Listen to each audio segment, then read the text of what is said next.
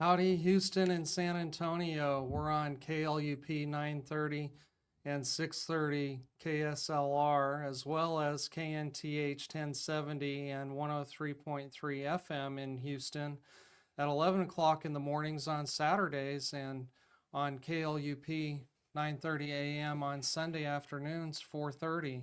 This is Talk Law Radio. I'm Todd Marquardt, and today we're diving deep in one of the most disturbing trends in online extremism with forensic psychologist Dr. John Delatorre. Stay with us as we examine the 764 network case and explore the psychological motivations behind nihilistic predators, along with the serious impact on their victims. But first, let's check in with Steve Warren, the financial focus with Financial Planning HQ. He and his sons are true financial planners. They don't sell insurance or investments. They provide a planning service that helps financially successful people reach their financial goals with less time and stress so they can do what they really want without having to deal with money managers and CPAs who refuse to communicate with one another. Steve, welcome to the show. It's great to be back on this hot summer day, Todd. Thank Let's you. pick up from last week. Can Sure. you tell us more about the importance of having written goals and objectives? Yes, effective financial planning requires more than just wealth management, and I think that's pretty much what our industry is right now. So, what's necessary is a comprehensive approach that is rooted in documented goals and objectives. And every individual in your audience deserves a trusted advisor who's capable of facilitating a high level amount of coordination among various subject matter experts, like including tax, legal, insurance, financial planning, and wealth management. And so by coordinating all of these planning domains, we ensure that every client objective is supported by a written strategy. Do these objectives come from the client? Yeah, they definitely do. They do originate from the client, and being able to get them from the client, it does require skill, communication skills, Todd, and of course, asking great questions. And our firm acts as a financial CEO, and so you might want to think, for those of you in the audience, you might want to think of that as a leadership position. So, beyond the creation of a plan, we provide the leadership required to hold clients accountable to the action plan or tactical implementation of the plan. That means actually doing something that is supporting your overarching strategy. And so, for those in your audience, Todd, currently operating without a written plan, or maybe you're in the audience and you're just receiving wealth management, we offer a specialized level of planning, and our original meeting is designed to offer a breakthrough of clarity for sure. We call it a financial roadmap meeting. And so I invite your audience to give me a call and experience the value of having a financial roadmap. There's no strings attached.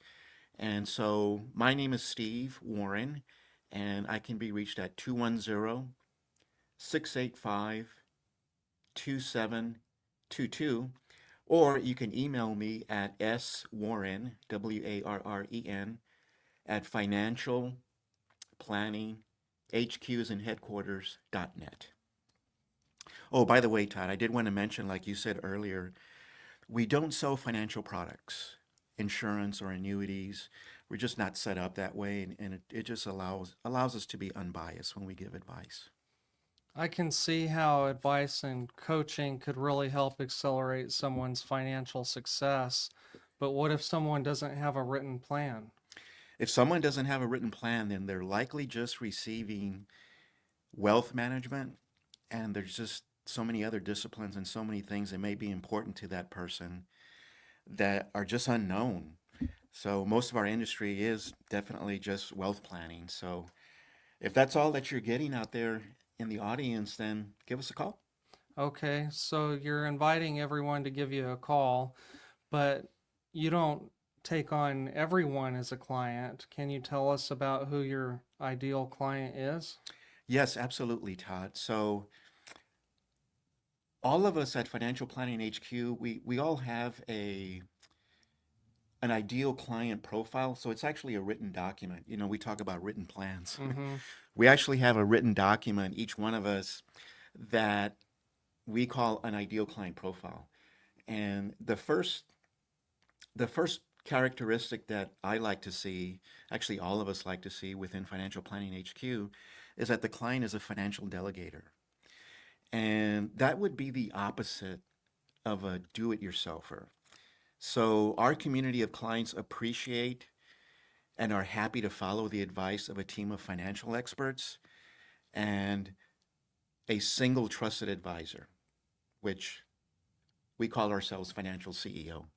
Can I stop you right there Sure. and just clarify? Does delegating mean giving up control? No, it doesn't mean giving up control. It means that you are willing to pay somebody to get your entire financial house in order so you can do the things that are more important to you. But you That's don't give up control of anything. that sounds nice. What kind of control would we be allowed to keep?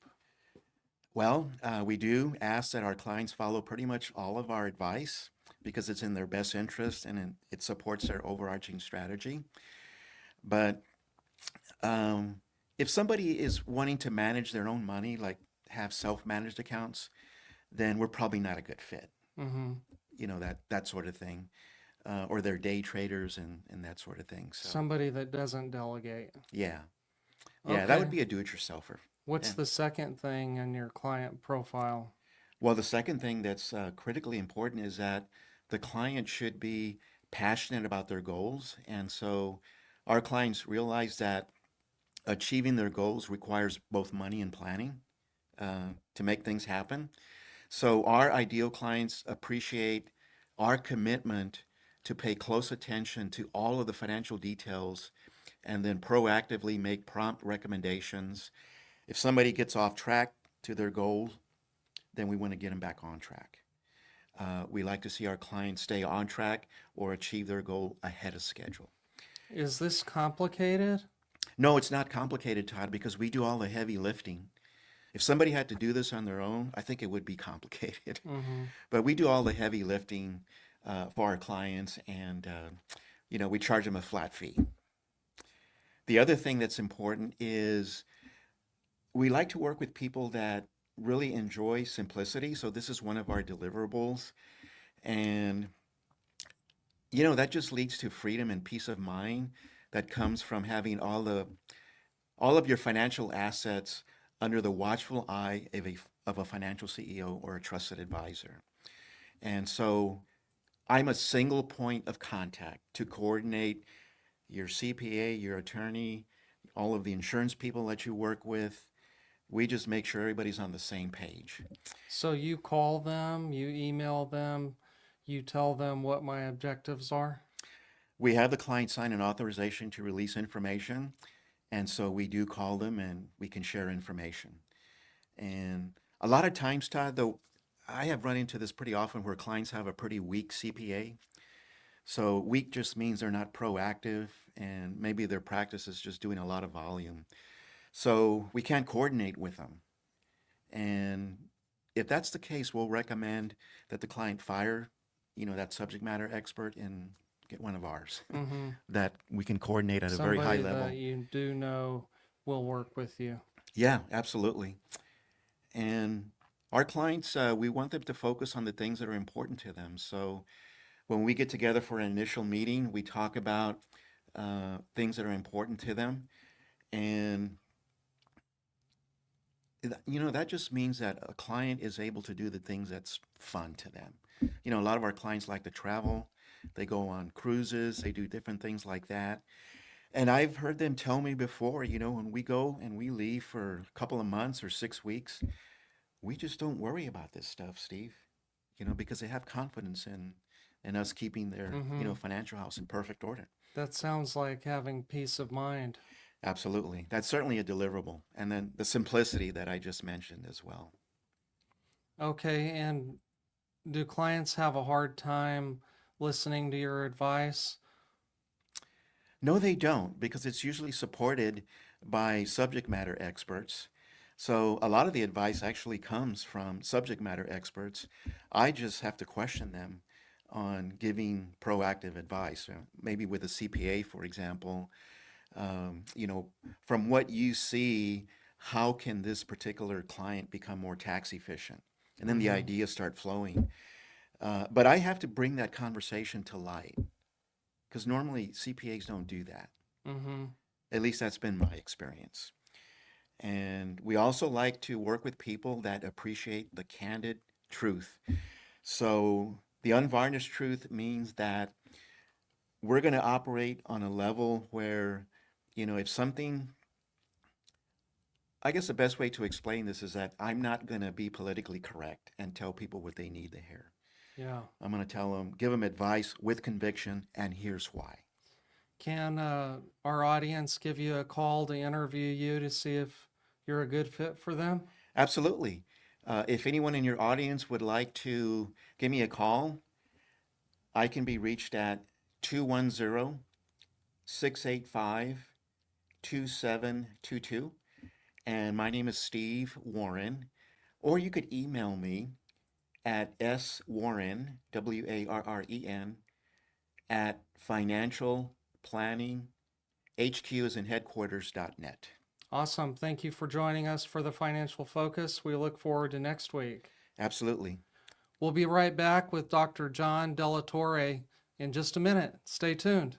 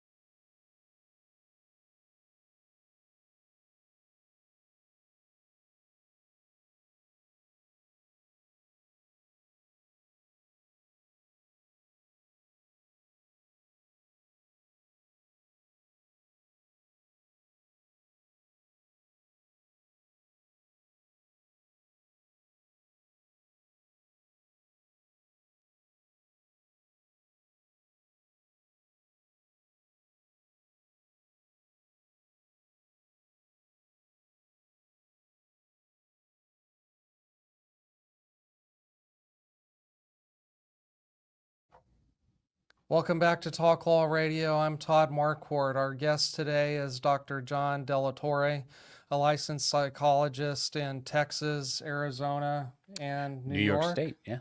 Okay, and he practices forensic psychology and primarily does work for criminal courts, including competency, insanity, violence and sexual violence risk, and threat assessment. Dr. Delatorre also has a master's degree in jurisprudence from St. Mary's University School of Law. You're a trained mediator and negotiator. And you can see Dr. Delatorre on television news and court shows such as Court TV and the Law and Crime Trial Network. Yeah. You have some new projects going on. Tell us about those. I do, yes. So the Texas Psychological Association decided to start a podcast called The Texas Psychologist. So I am currently the host of that show. We talk about all different kinds of topics that are primarily psychology related, but it's an opportunity, I think, for people who are not psychologists to see the personality of a psychologist, to see just kind of how we view the world and how we think about the world and the different elements that make it up. And I also have coming soon is the new season of my show called Signs of a Psychopath. It's on Investigation Discovery. All episodes are currently streaming on HBO Max, but we've got a new season coming at the end of the summer. So be on the lookout for that. And they can find Investigation Discovery through streaming apps. There's streaming apps, Hulu, YouTube TV, anywhere that you get Investigation Discovery ID, anywhere that you get that network. Yeah, you'll be able to see it coming at the end of the summer. So I wanted to have you on this show. We're going to be talking about the 764 case and your work in forensic psychology, violence risk assessment, and threat evaluation is excellent for discussing the rise of nihilistic violent extremist networks with a focus on groups like 764. So the goal of this episode is to raise public awareness, explore the psychological factors involved from a clinical perspective, discuss impacts on vulnerable individuals, particularly youth, and share practical insights on prevention and protection. Yeah. You ready for that? Yeah, I am. Let's go. So the FBI has put out some public awareness memos concerned about the sharp increase in the activity of 764 and groups like it. It's targeting and exploiting children across the United States. Members of these networks connect with children and other at-risk individuals online through messaging apps, social media, and gaming platforms. It's a tactic known as sadistic online exploitation. The term nihilistic violent extremism refers to what is motivating most of these subjects to commit criminal acts. Nihilistic meaning to sow chaos and facilitate the destruction of society. From a clinical perspective, how would you describe the rise of these nihilistic violent extremist networks like 764?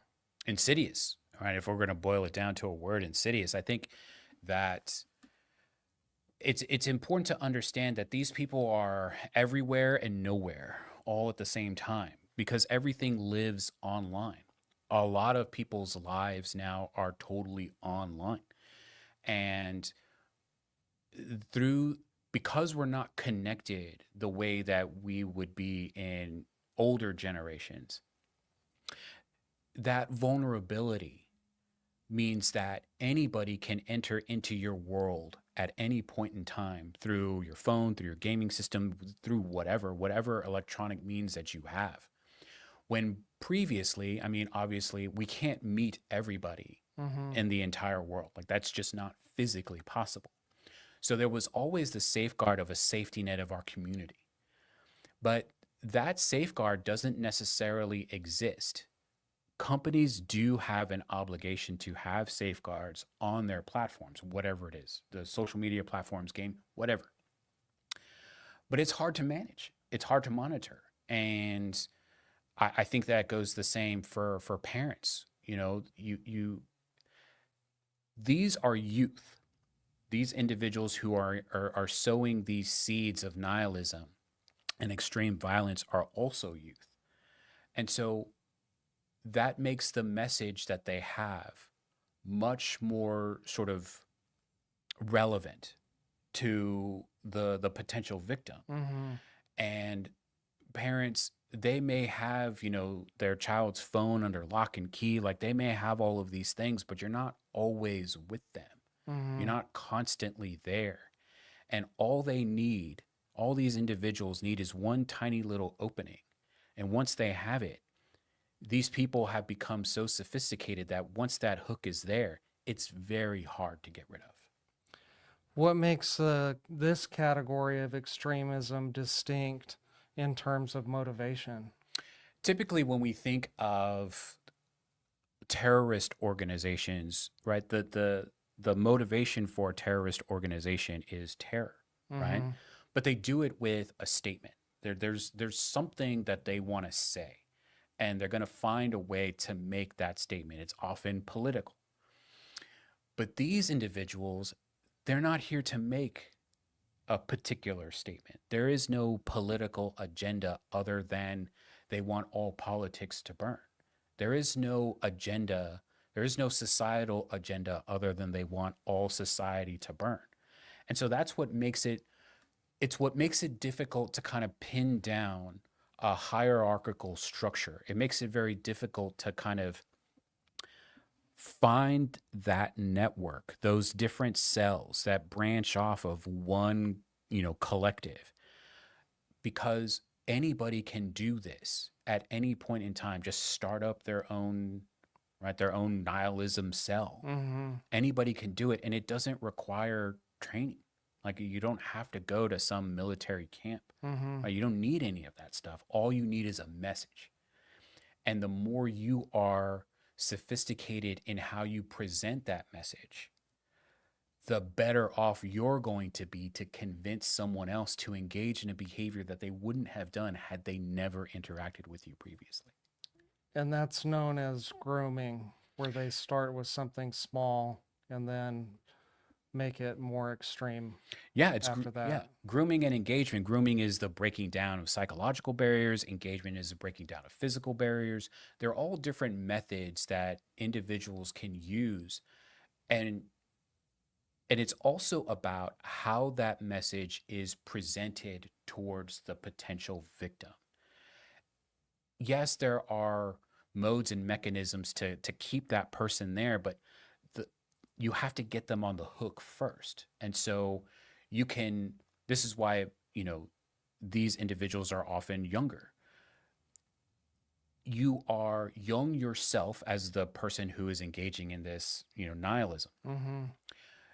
You already have that sort of authority, right, to another younger person, right? Because what, you know, tween or early teenager wants to listen to some 50-year-old man? Right. Like, no one wants, they're not going to do Yeah. that. But if it's another 17, 18, 19-year-old, right? If it's another person like that they have that sort of age authority, right? They have that sort of generational authority. If they already have that, it makes that message that much stronger.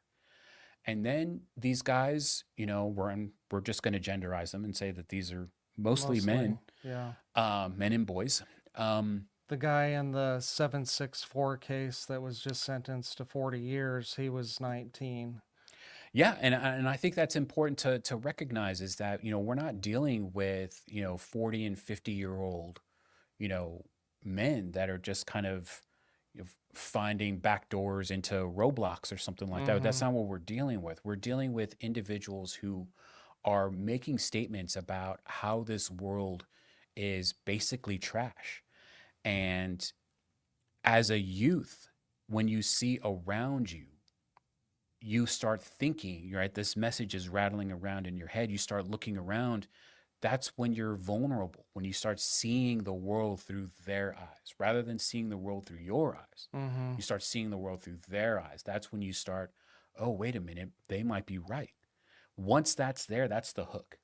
then you can start engaging in the grooming and other tactics in order to keep that person. But you got to get that hook first. And so, what makes this nihilistic worldview with a deep sense of meaninglessness combined with a hatred of humanity so much more harmful according to your clinical experience? Because it doesn't start with meaninglessness and hatred. It doesn't start there. Where it starts is, hey, look around you. Everything around you is messed up. Everything around you just doesn't work. Everything around you is not in a position for you to succeed. And then they start making excuses as to why that is. And then they start drilling down further and further into this meaninglessness. Once they have you captured into that thought process, they can then use that thought to convince you to engage in a behavior. And that's the real trick, because people have all different kinds of thoughts, right? Everybody does. Let's continue that thought in the next segment. This is Talk Law Radio. I'm here with Dr. John Delatorre. He's a forensic psychologist, and we're breaking down the 764 case, a nihilistic, violent extremist group. Stay tuned. We'll be right back.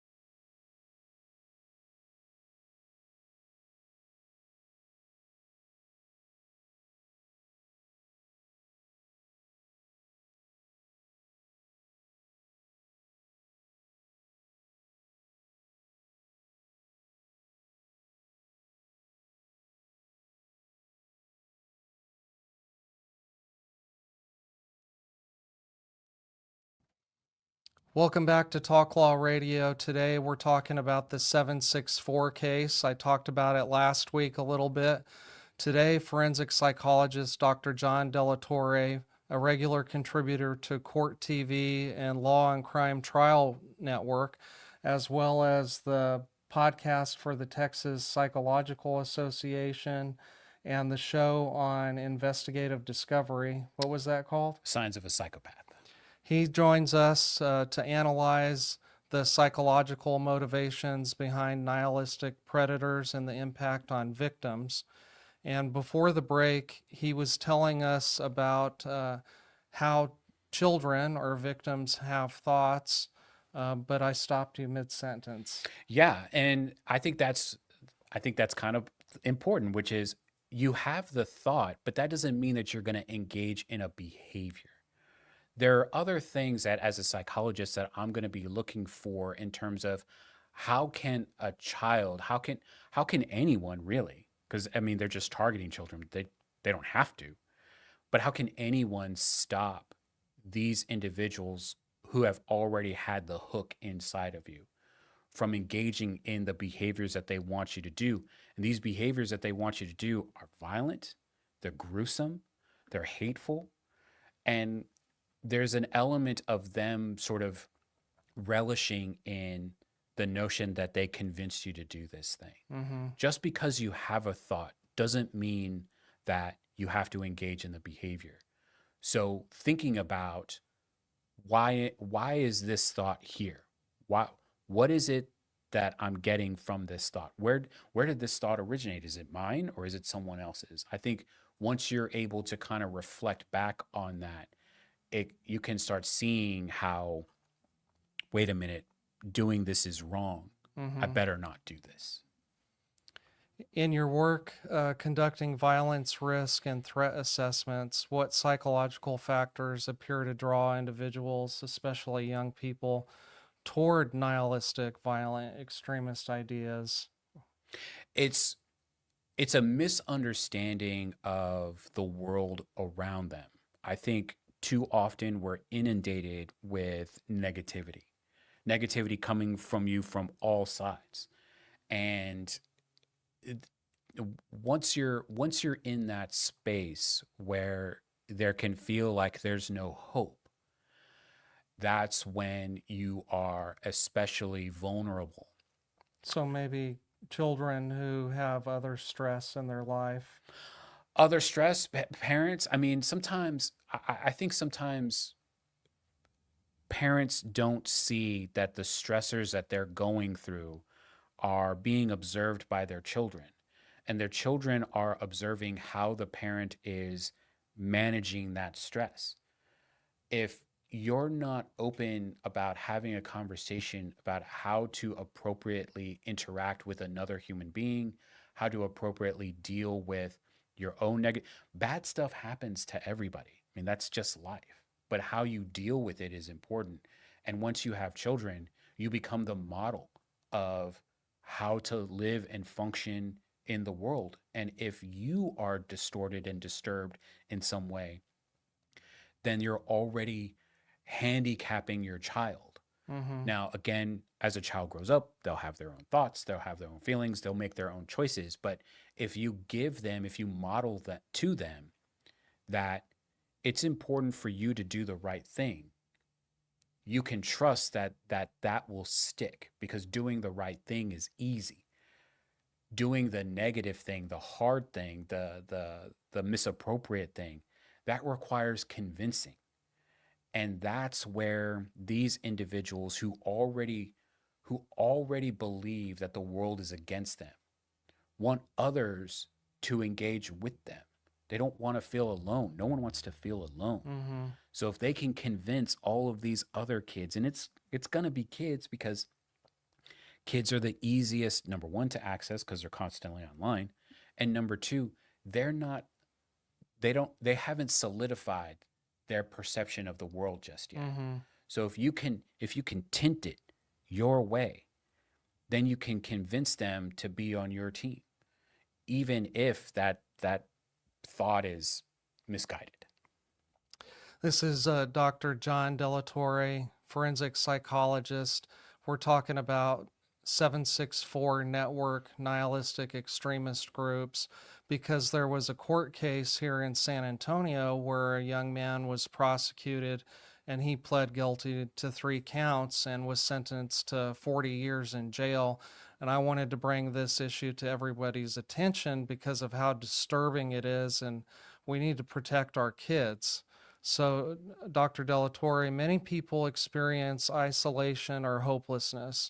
What psychological mechanisms can turn that vulnerability into attraction to chaos seeking or misanthropic worldviews? There's nothing wrong with wanting to take time for yourself. I think it's important that everybody understand that you can be alone and not lonely. And that's the key distinction. It's using that loneliness, that detachment that you have from one another, that detachment that you have from community, that detachment that you have from larger institutional things, religion, sports, anything like that, anything that provides you meaning.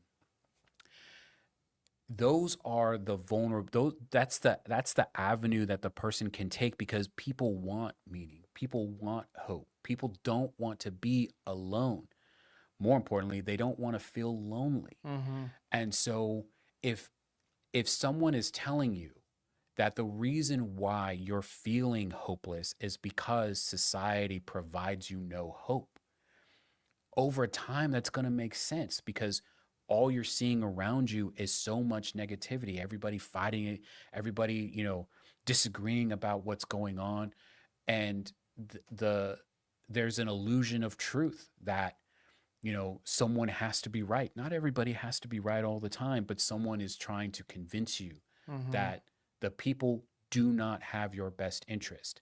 So all of those things make it so that you can fall victim towards an influential message, if that messenger is providing you an avenue to give you what they think you want. Okay, so how does forensic psychology help us understand the difference between mental health challenges and extremist radicalization in these contexts? And that goes back to behaviors, right? Again, people can have all different kinds of thoughts about the world around them. But as a forensic psychologist, I'm interested primarily in what you're going to do about it. Radicalization isn't necessarily that I've changed your thoughts about the world around you. Radicalization is that I not only have I changed your thoughts, I've convinced you to engage in a behavior that is antithetical to society at large. Remember, society at large just kind of wants to do its thing to live and be free and be happy. Like that's what society wants. But if I can radicalize you, not only have I changed your thoughts, I've put you in a position to engage in a behavior that will destroy that. And so as a forensic psychologist, I'm thinking about at what point is that message for a single individual? At what point is that message strong enough? At what point is that hook deep enough that the person will then commit some behavior, some misappropriate behavior, something that is aligned with this misinformed message as opposed to, right, a healthy message about society around them. But does that make it a mental health disorder or illness? No, How is that different? yeah, I think mental health and mental disorders don't make someone a perpetrator of a crime. They make someone a victim of one. And so having depression, having anxiety, having a mental health issue makes it so that your mind is tricking you into thinking something negative about you and the world around you. And these individuals find these people and use that negativity as a weapon against them, right? That's the trick, right?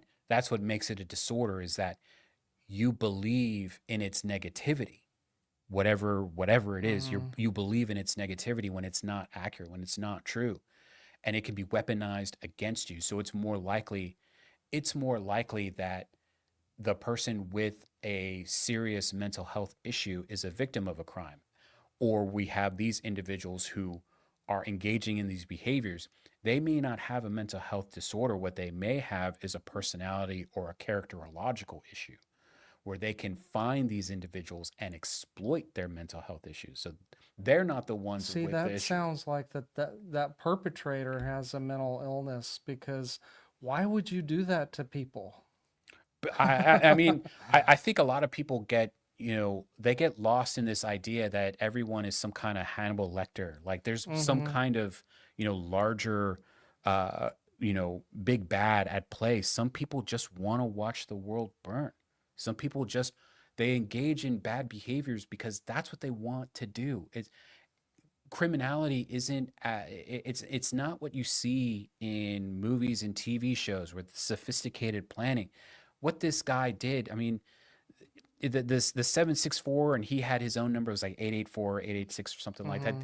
This was just an offshoot. This was just, this guy wanted to see how far he could get, how far he could exploit someone, and he relished when he was able to get that done. Hmm. That wasn't a disorder. That's a personality issue.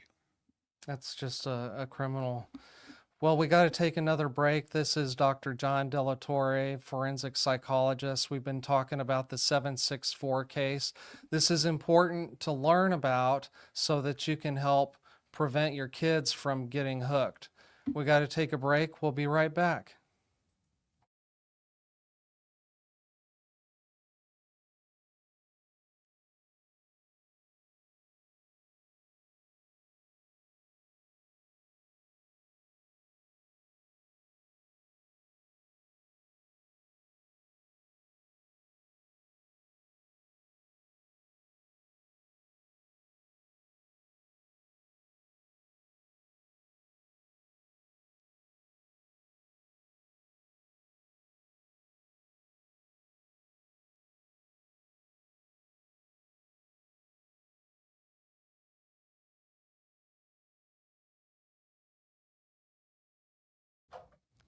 Welcome back to Talk Law Radio. I'm Todd Marquardt, on the radio, on podcasts, on YouTube, on Facebook, and on talklawradio.com. Send me a message at host@talklawradio.com. That's HOST at talklawradio.com. And let me know what you think of this episode. Forensic psychologist Dr. John Delatorre, a regular contributor to Court TV and Law and Crime Trial Network, joins us to analyze the psychological motivations behind nihilistic predators and the impact on victims. This segment, I'd like to talk about prevention. From your clinical experience, what practical advice would you give to parents and caregivers for recognizing concerning changes in a young person's online behavior or social connections? To all the parents out there, I know that some of you probably think that you have, your child's phone or your child's device under lock and key, and that, you have it just shut down and nothing can get in. That's not true. I think while I think cybersecurity is important, I think it's more important that you've created a home life where your child feels that you're safe enough to approach something that might be hurtful. And that's probably one of the hardest things that I think for a parent to do, for a parent to kind of recognize your child is eventually going to have their own personality. They're going to have their own experiences, and they're going to deal with those experiences based on the model that you gave them while you were raising them.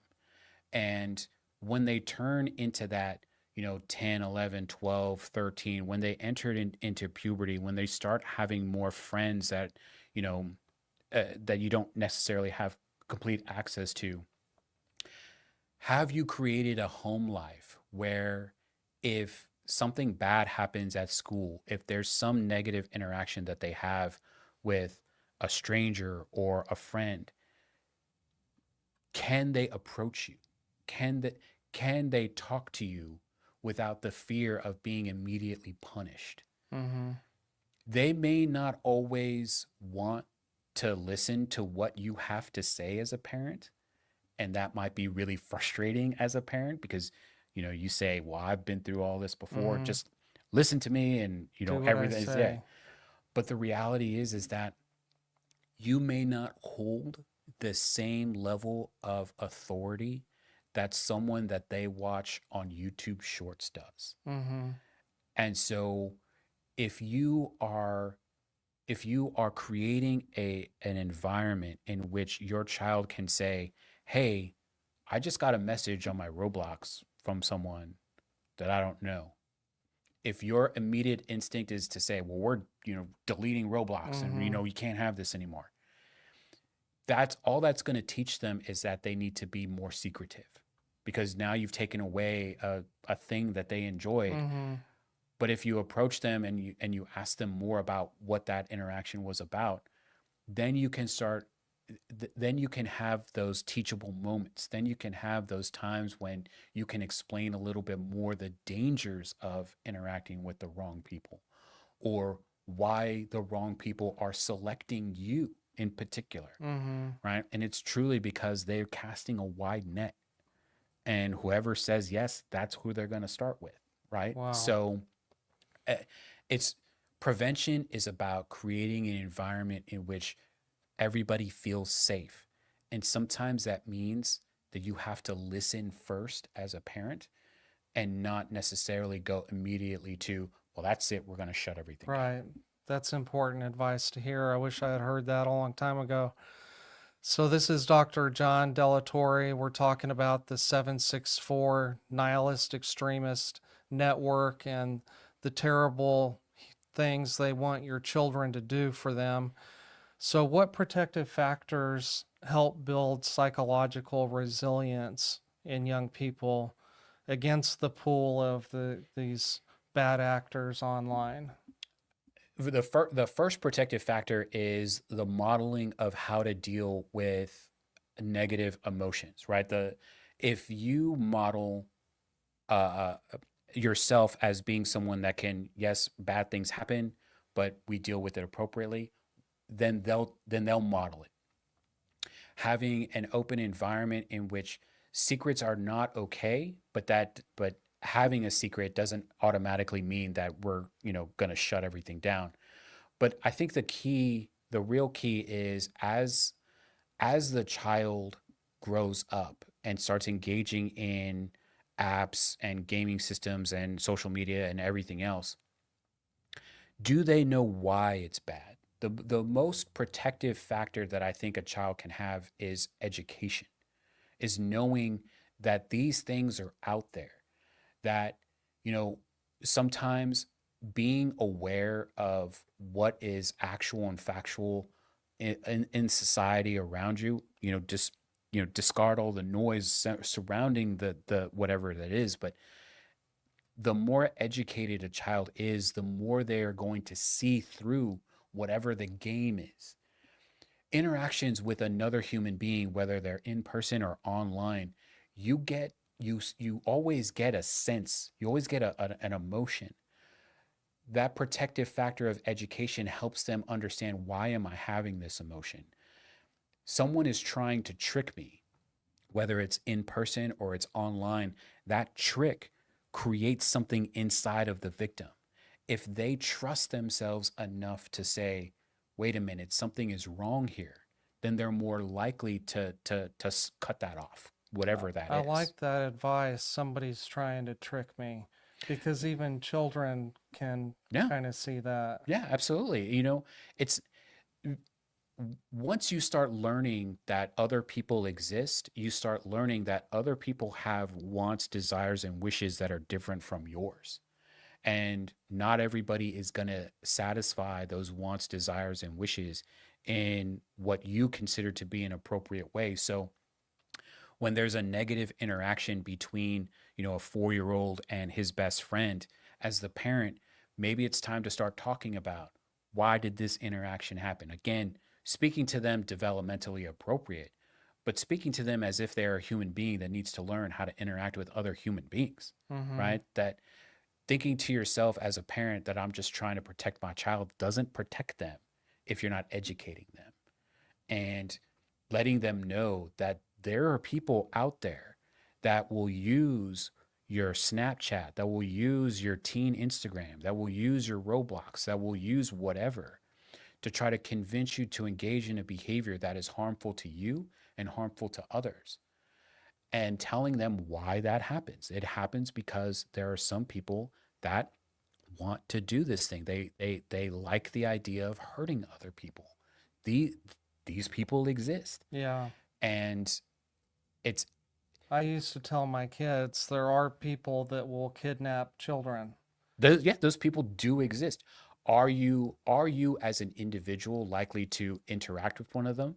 No. However, we live in a society now where we're not contained to our neighborhood. Mm-hmm. And these individuals who are engaging in these behaviors, this guy just so happens to be in San Antonio right now, but he easily could have been in Maryland. He could have been in the UK. He could have been in Russia. He could have been anywhere. He just Mm-hmm. so happened to be here. And I think that's what makes it so disturbing, is that essentially this person is in our backyard. Right. Right? This is a kid who grew up in a school system in a neighborhood that we all know and recognize, Mm-hmm. that maybe we were there too or not. But the world is both a smaller place because it's now on a device, but it's also a much larger place because we're no longer contained to this idea that the bad things are only going to happen to us if we're in a bad place. The bad things are going to happen to us if we're Right. not monitoring how we're interacting with the world around us. And if something like this happens to one of our children and they come to us and they say, somebody online asked me to take a picture of myself in the nude, what should parents do other than have a conversation with their child? Yeah, don't freak out, number one, and find out if that action actually happened. If it did, then you need to call the police. It, the These individuals may convince that young person that they're in a relationship, or that it's the right thing to do, or it's the most important thing to do. So it can feel traumatizing to know that now you're going to call the police, but explaining to them why it's inappropriate. It's not always inappropriate, but this time it is.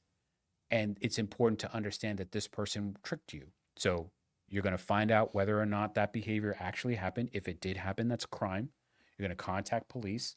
FBI is, sending out, as you described at the top of the show, they've put out a lot of documentation. They put out a lot of, one sheets and things like that, fact sheets about what's going on with these individuals. Contact the FBI because they're trying to build cases against these individuals. And these are federal offenses if obviously it came across a wire, right? Cable, right? A device. So contact law enforcement. They're aware of this, but don't make it that your child feels like they did something wrong when they were tricked into doing this. That makes a lot of sense.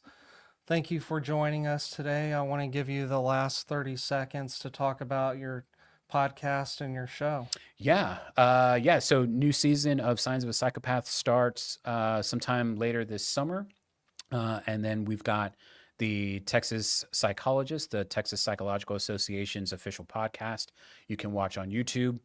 A lot of great episodes already uploaded, some peer reviews. I think the audience will find those fun, but we're just talking about psychological concepts and, breaking it down and seeing what we can learn about each other. Yeah, sounds interesting. We got to end the show. We'll talk to you later. Bye. Most families don't realize they have hidden legal blind spots until it's too late. Wills, trusts, Medicaid planning, even protecting a business. These are the kinds of issues attorney Todd Marquardt helps uncover before they become problems. Todd is the host of Talk Law Radio, where each week he guides listeners through the legal challenges families, veterans, and business owners face, while showing them the practical steps to protect what matters most. Catch Talk Law Radio, Saturdays at 11 a.m. on 9:30 a.m. The Answer, 6:30 a.m. The Word, and now in Houston on AM 1070 and 103.3 FM The Answer, or anytime on YouTube. Planning isn't just about documents. It's about peace of mind, security for loved ones, and building a legacy that lasts. Don't wait for a crisis. Do it before you die.